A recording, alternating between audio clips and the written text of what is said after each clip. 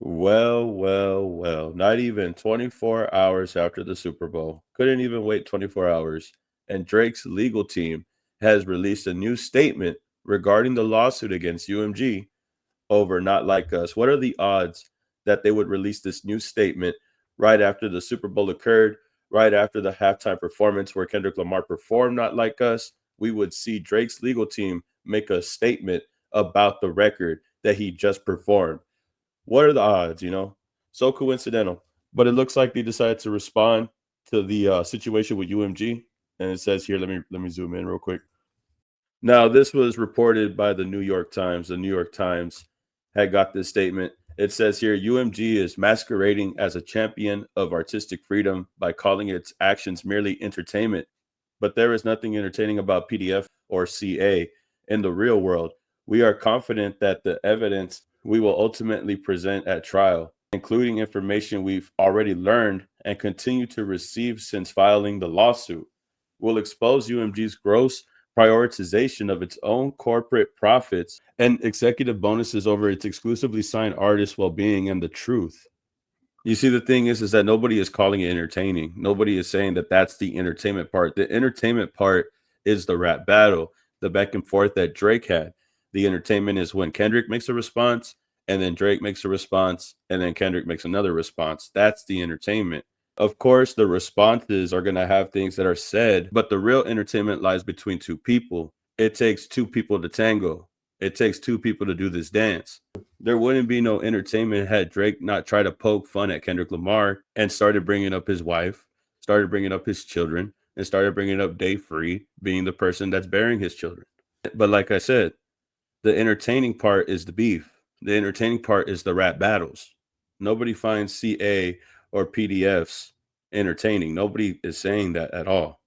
But Drake's lawyers are going to try to spin it like UMG is making that the entertaining part of this beef. That is not the case at all. Nope.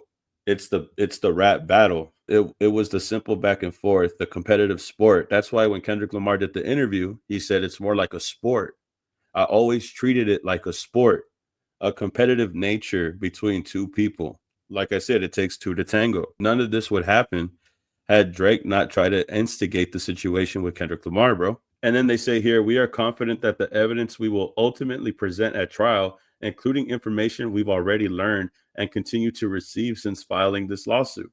What other information have they learned? And what other things are they receiving at this time while they're filing this lawsuit? What else could they have possibly learned during this time? Did they go back on the internet and find 80 more pages of things to complain about? Did they find 100 more reaction channels that are doing the same thing that Kai Cenat was doing and RDC World was doing and everybody else listed in the first 80 pages? What information are you finding that is going to prove your point? Are you going to bring up Taylor Made Freestyle and how Drake was the one that brought up the PDFs first? He's the one that said to bring it up in the Tupac voice. I don't understand this, bro. They act like Kendrick was the one that pitched that idea in the first place. Everybody knows that it was Drake. And this is before Kendrick made any response. Before he made Euphoria, Drake had made Taylor Made Freestyle. I can't wait for UMG to counter respond. I hope that they counter respond by saying that Drake was the one to bring that up in the first place. If I ever read this in a legal position or in a legal spot, imagine if UMG responded like, but he's the one that brought it up though. He's the one that told him to say it. Think about it. If Drake was the one that said to bring it up, wasn't he the one that put it in music as entertainment in the first place? But like I said, the entertaining part isn't that. That's just the way they're trying to spin it.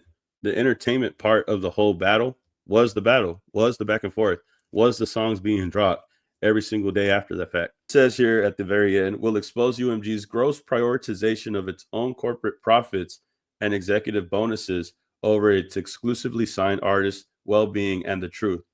First of all, let's just be real. UMG, any company under the sun is going to put their own company first before anything, before their own artist, anything, bro. Let's just be honest. But this is just another clear sign that Drake is mad that UMG has someone else's back besides his. Drake has always used UMG. UMG has always had Drake's back.